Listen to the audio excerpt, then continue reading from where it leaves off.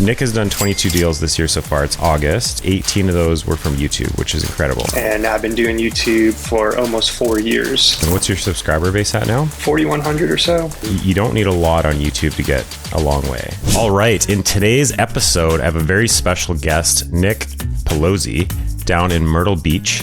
And I'm really excited to have Nick because he's a specialist in a couple things that we love here at Agent Launch. One is YouTube. We've been working with people on YouTube for years, and also new construction, both of which Nick has been extremely successful with. So Nick, I'm super excited for this one. So why don't you give everyone just a quick introduction of you, and we'll get into how you're generating a lot of business and specifically new construction using video in this episode. Yeah, awesome. Thanks for having me. Again, my name is Nick. I'm in Myrtle Beach, South Carolina. This is not where I'm from. So I moved here about 8 years ago, and I got into real estate. It's been about 6.5 years now. So yeah, YouTube is a big part of my business. And a lot of that comes from not really having a sphere here in my market. So I was kind of looking for a way that I can reach out to people who are like me, who are moving to the area. And that's how I kind of landed on YouTube. And that's not really how it started out. You know, I was struggling a little bit in the beginning, doing some other methods, but I'm sure we'll get into all that. Yeah, well, you don't have a sphere when you move cities. No. So you kind of got to start from scratch. Are you okay if I share the numbers you just told me before we went live? Yep, totally. Nick has done 22 deals this year so far. It's August, and 18 of those were from YouTube, which is incredible. Now, for anyone that does YouTube, you know that a YouTube lead is the best lead because people come in trusting you a little bit more than other places. But you can also use the YouTube stuff to nurture your database and get them onto your channel from generating leads in other places. And in the last 2 years, 75% of Nick's business has actually been new homes, which is awesome. So yeah, why don't you tell us a little bit more about that? How are you getting so much of your business being new? Is that the market? Are you pushing people in that direction? Are you advertising towards that on YouTube? Are you talking about it a lot? Tell us a bit more. Yeah. So the Myrtle Beach new construction market is huge, right? Especially in the more recent years where inventory is very low, right? Mm-hmm. So I think there's certain pockets of Myrtle Beach, like Carolina Forest, for example. At any given time, like 50% of the homes on the market are new construction.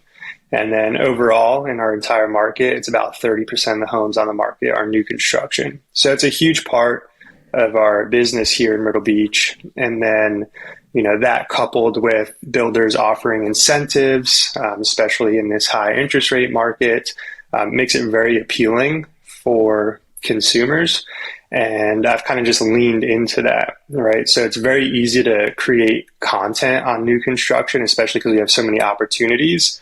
So I'll just go out and, you know, give tours of model homes, give tours of amenities and communities as a whole. And that obviously attracts people. You know, you talk about the different price points in the different areas. And, you know, I talk to a lot of people that will maybe say, you know, we don't know if we can afford new construction. We'd like new construction. And then when we dig into the numbers and it's relatively similar, it's a no-brainer for them. Yeah, you got warranties, you got incentives, you got builder financing. There's, from what we're hearing, a lot of people are like the outside lenders can't compete right now with the builder financing. So yeah, it's tough. It's interesting. And nationally, actually, new construction is about 30% of the market as well right now, which is pretty crazy high. Yeah. I was shocked to learn that as well. So let's reel it back a bit and go back to, you know, you moved to Myrtle Beach 8 years ago.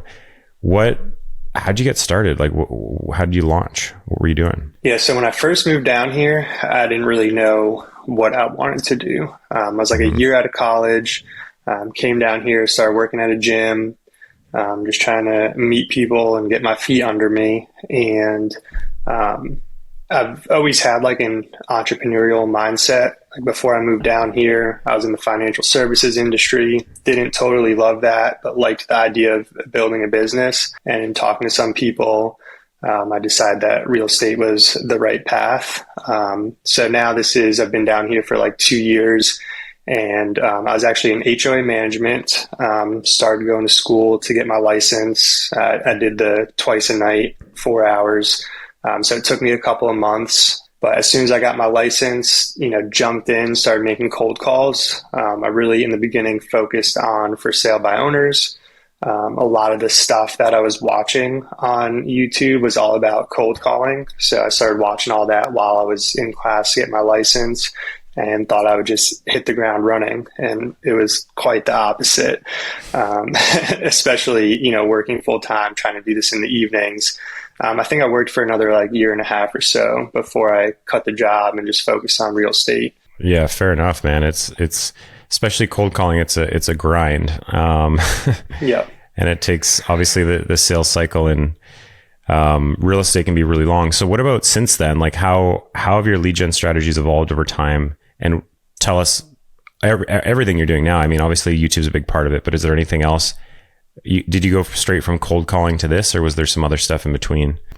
Pretty much straight from cold calling to this, right? I was doing some other stuff online as well, trying to just do paid leads and stuff like that. But I really didn't know what I was doing. I didn't have a strategy. I didn't have anybody helping me out. I was just kind of trying to do it all on my own. I had switched a few companies. So about 2 years in the business, I landed at my current company, Remax Southern Shores. And it was maybe 2 months after I had joined the company, we had a quarterly sales meeting. And we had a guy come in called the Zillow Killer, that his whole presentation was about video and Facebook. So he was big on doing video on Facebook, and he was like, hey, just film behind the scenes, day in the life type stuff, show people you're working, what you're doing to stay top of mind. So that's actually what I started doing. I think I filmed 5 or 6 day in the life videos. And, but I've always been into YouTube. I've always watched YouTube. So I was like, I'm going to post them on YouTube. I'm not going to do Facebook.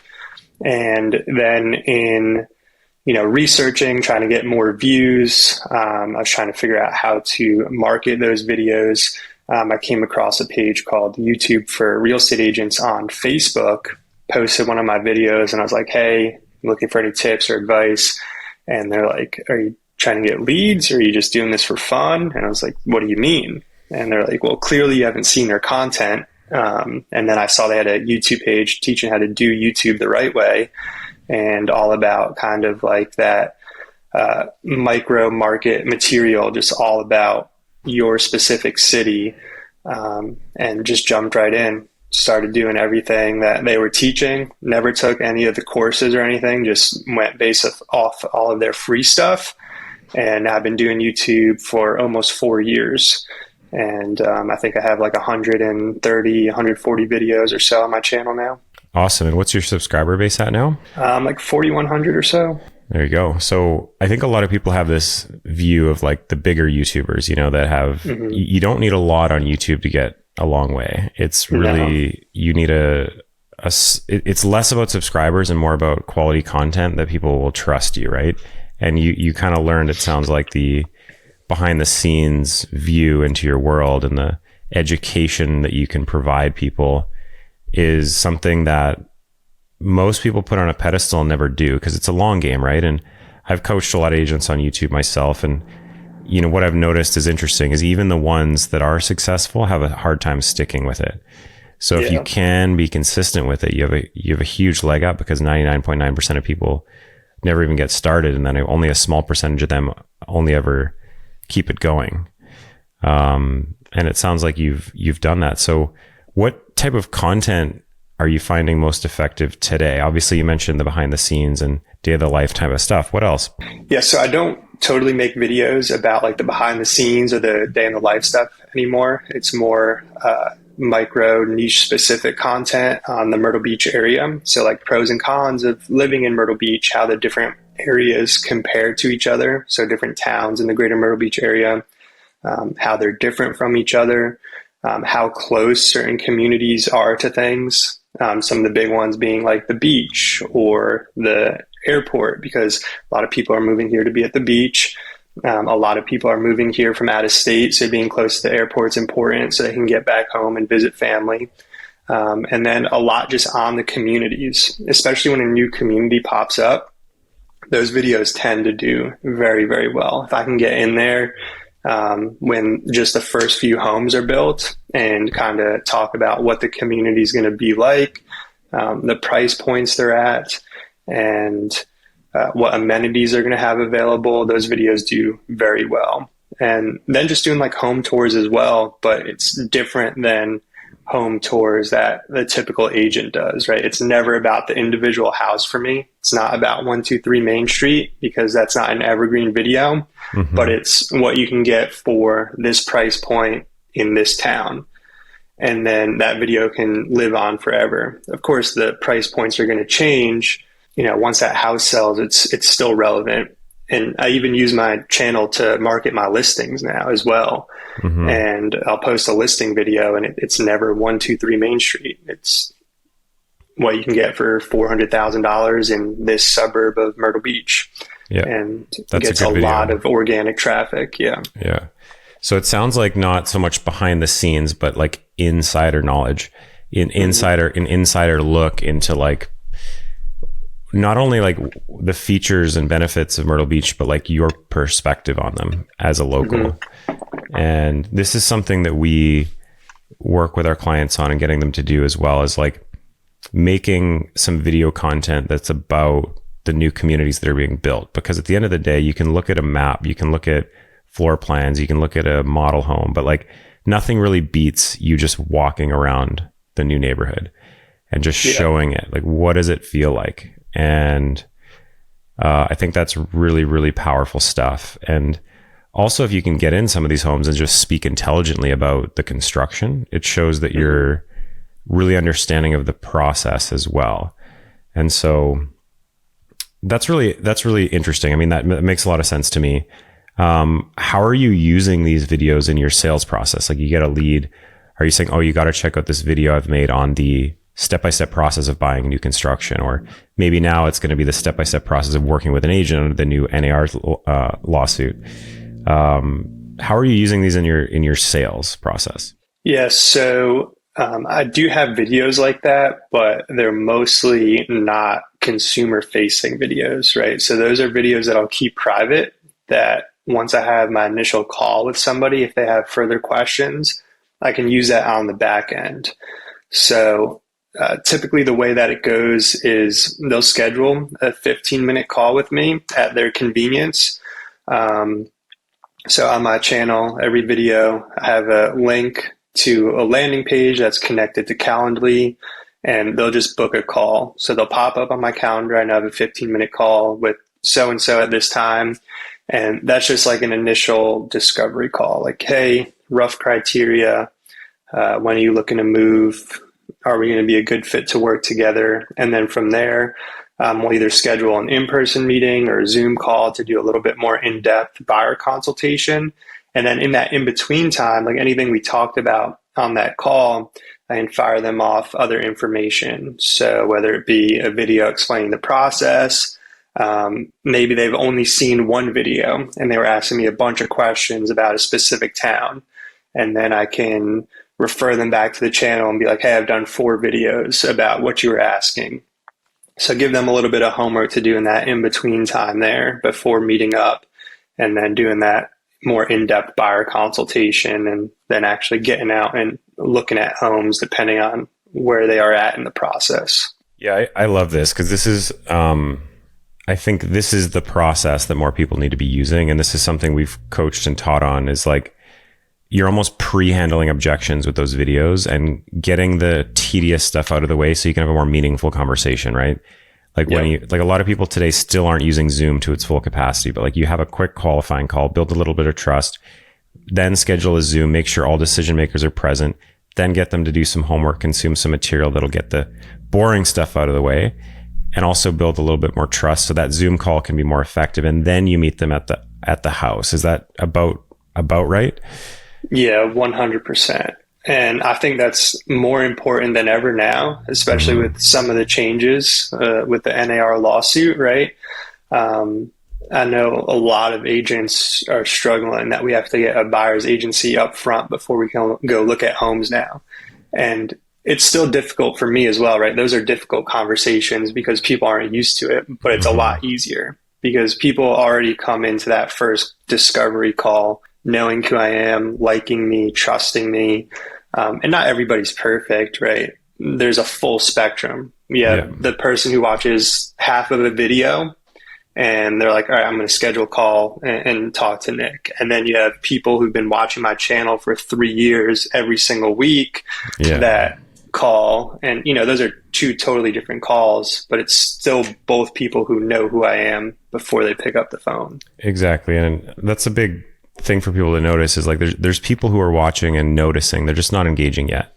And they've already decided in their head they want to work with you, but they haven't reached out. And it's very true. I get the same thing. Like I get someone who says, I watched every video on your channel.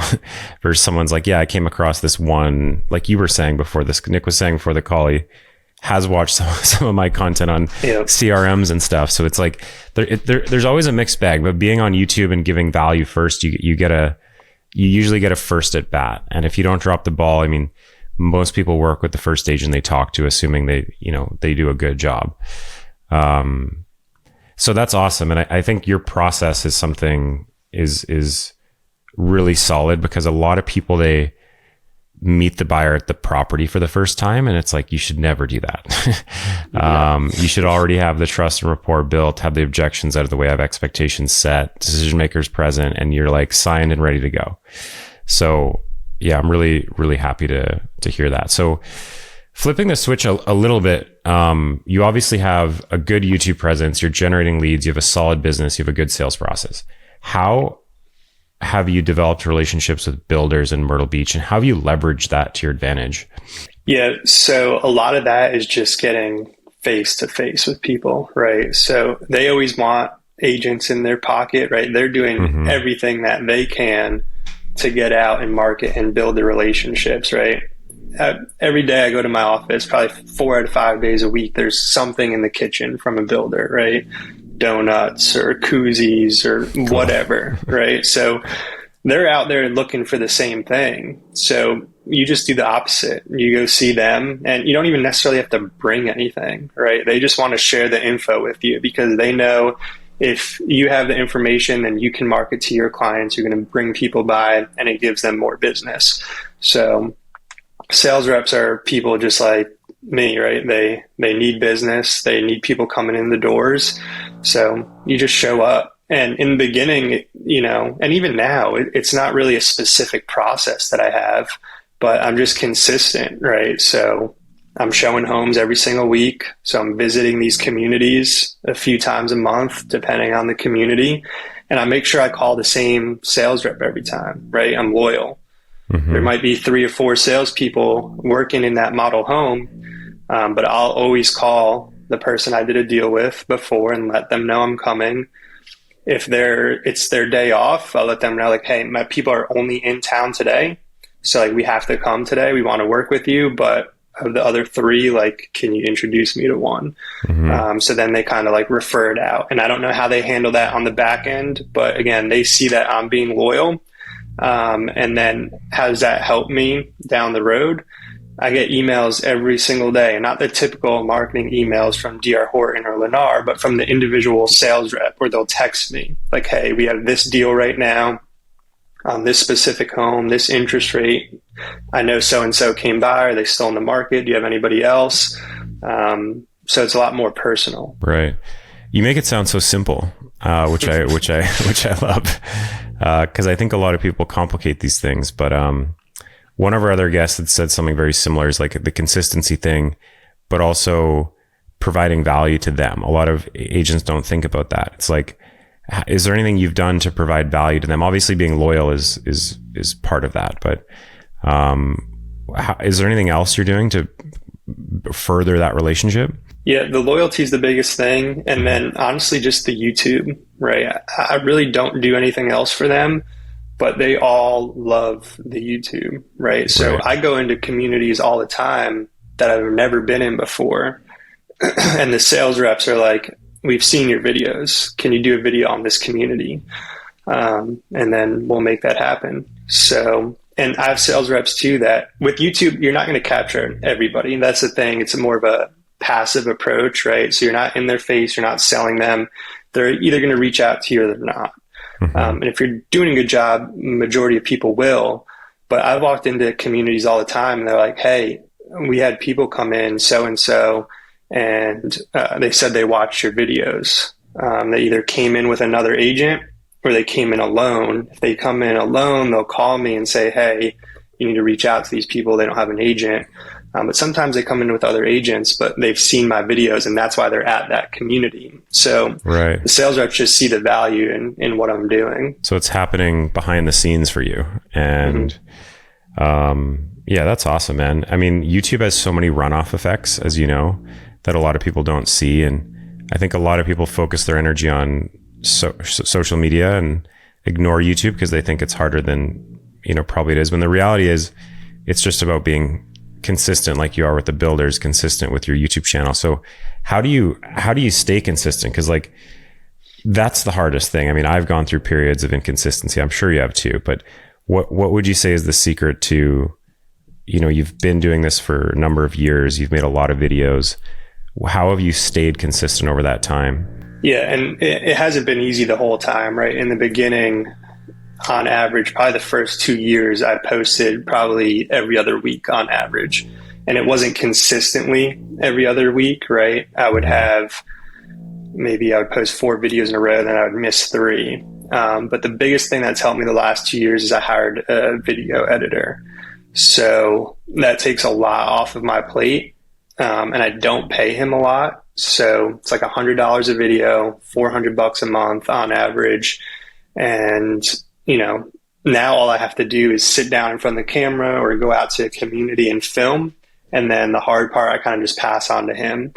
And that makes it a lot easier because now I can knock out a video and depending on what it is, a 10-minute video, I can film it in 20 minutes or it might take an hour depending on the topic. But that's a lot easier to do than sitting down and editing for 5 hours, It's also I agree. The flip side of that too is when you know that you're going to have to spend 5 hours editing, it actually stops you from creating in the first place. Yeah, and so 100%. It's actually for me and I think for everyone, it's less about the time than it is the energy. Because editing is an energy suck for me. And I'm not good at it either. It's like you'll spend 5 hours editing a video and it'll still not be very good. Where you give it to a seasoned editor and they can spin it into something amazing in a couple hours. So yeah, that's really good advice. Is like time blocking, space for videos, getting an editor, working with them for the long term, so that you can get to a point where they can even help you maybe upload and a few other things as well. So. Anyways, Nick, I really appreciate you coming on the podcast, man. This was great. I mean, you made all this sound so simple, but it's really effective stuff is basically creating value in the form of video, connecting with people in a meaningful way, connecting with builders in a meaningful way and staying consistent. So how can people find you if they want to check you out on YouTube? Yep. So the channel's simple, moving to Myrtle Beach. And you should see my face pop up. Awesome. So if you're an agent or a builder, make sure you subscribe to the podcast. And if you want to find out how Agent Launch can help you generate new construction leads, build project websites, edit videos, and more, you can go to agentlaunch.com and we'll see you guys in the next episode. Thanks again, Nick. Yeah. Thanks for having me.